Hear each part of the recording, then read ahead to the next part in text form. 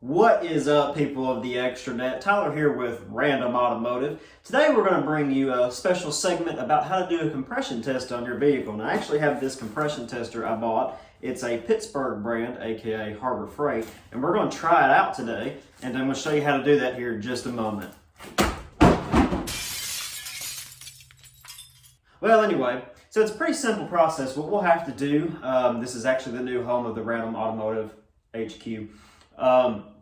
So we're going to have to make sure a couple of things. Today's test victim is going to be our 2004 Jeep, which I'll show you here in a minute. We're going to make sure that we have no fuel going to the vehicle, and we're going to make sure we have no spark going to the vehicle. With that being said, let's go check it out. So this compression tester don't have much to it. I'm just going to kind of show you the overview of it really quick before we get started. We have 3 different size hoses. We got to figure out which one fits our spark plug holes, and then they connect here via this pressure connector. And here's the tester itself, and then it has a release button for the compression on there. So today's vehicle is going to be my 04 Jeep Wrangler. It is a 4.0 liter inline 6-cylinder. The reason that it's inline is because the motor is in a line. Nothing much to see here, just some zip ties. So anyway, what we're going to have to do is, this is the inline 6-cylinder. All 6 cylinders are in a line.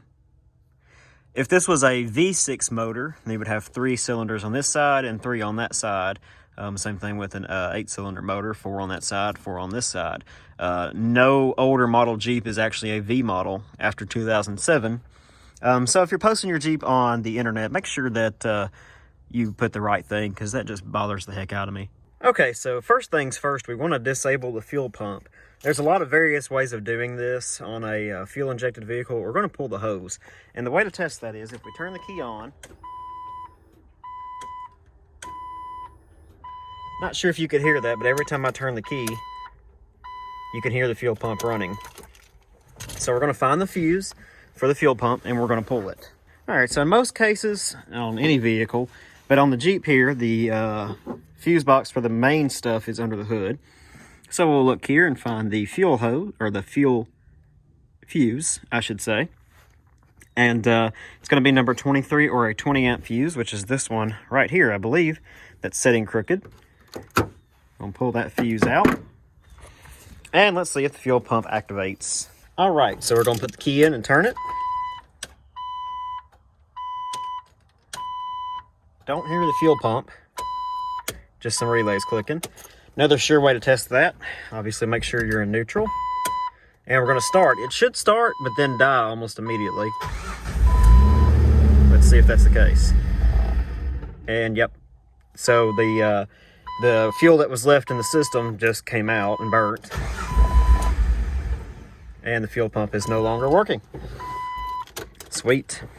Okay, so what I did is I actually took, the Jeep has 1 coil that goes across all 6 cylinders. I pulled it off and pulled the wire off, just kind of set it to the side.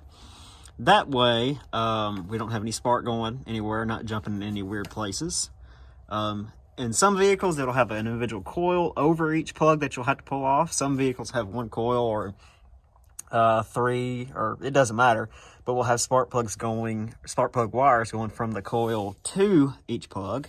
Another option would be, if you have a distributor, pull the center wire off. You'll obviously have to pull this end of the wires off, but leave your other ones on so you don't get them out of order. And just pull your center wire off. That'll keep you from having any spark going anywhere. And just make sure that it doesn't arc anywhere, like the motor itself or any part that conducts electricity. So now with that off, we're going to go ahead and pull the spark plug out. So with the ratchet and extension on there, we'll just break and turn the spark plug out, not physically break it. All right, so once we get it unscrewed a little ways, can't quite get that by hand. So we just leave the extension on there without the ratchet. And turn it by hand. All right, so the spark plug is out. I'm going to kind of fish it out. Let's go ahead and take a look at it. Not too bad, actually. These spark plugs were replaced about 6 to 8 months ago. Maybe a little bit more, closer to 9 or 10. But either way, they don't look too bad. You want to look for black areas or unburnt oil or anything, the gap not being bridged properly, anything like that. So let's get our compression tester hooked up. All right, so judging by the size of that spark plug, the biggest screw here, compression test hose type thing, looks to be the best one. So we're gonna fish it down in there, thread it in. Let's get this, I believe it's AC hose or something, out of the way.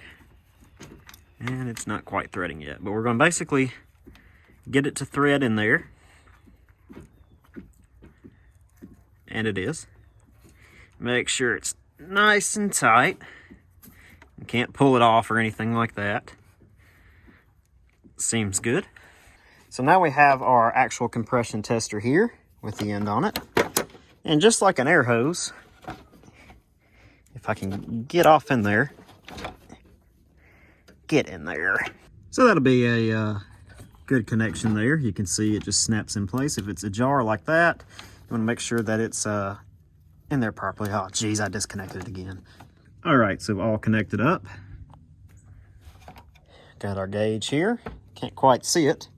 So typically, you want to have two people, and one when it reaches its maximum pressure here to tell you to say, whoa, whoa, stop. But since it's just me, and a lot of you will be doing this yourself, what we're going to do is we're actually going to come to the inside of the vehicle. And we want to crank it for about 5 cycles. So let's hop in. And so for every joom, joom, joom, as it cranks, you want to do it about 5 times. We'll let that buzzer go away first. And it's not going to because the door is open. And I don't really want to shut the door in case something bad happens. So that should be good. And let's see what our reading is. Geez, my water bottle fell.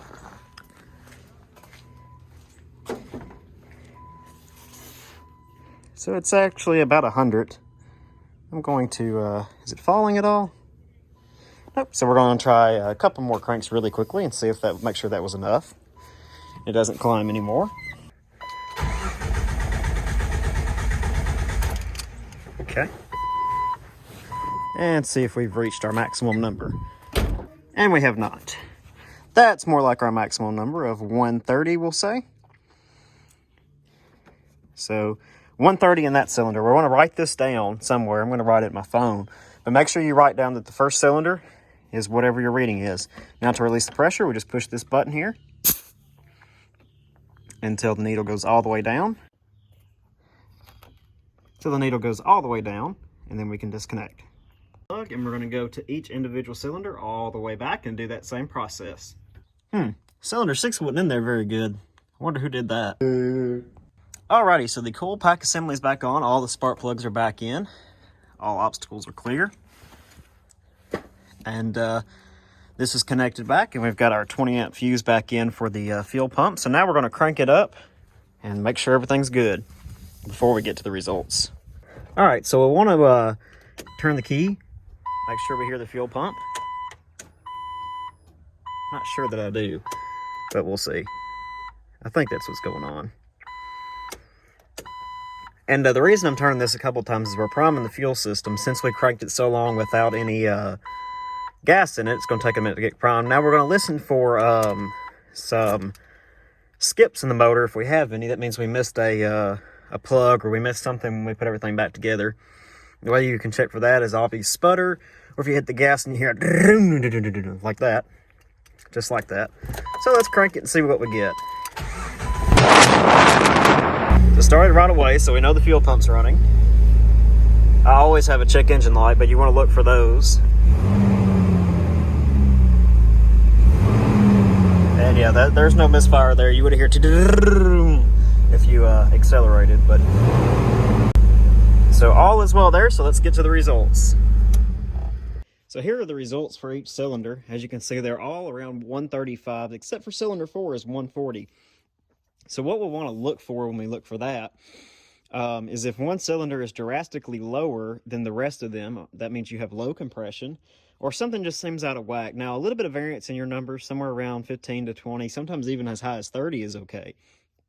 Which surprised me that this particular Jeep actually had that good of compression, even though I know it only has 120,000 miles on it. I expected a little bit of variance more than what I saw. So you'll want to look for things like that. If your numbers are completely low, then you have bad compression. If not, you may just want to look into your ignition system and see if you have any misfires or anything like that going on.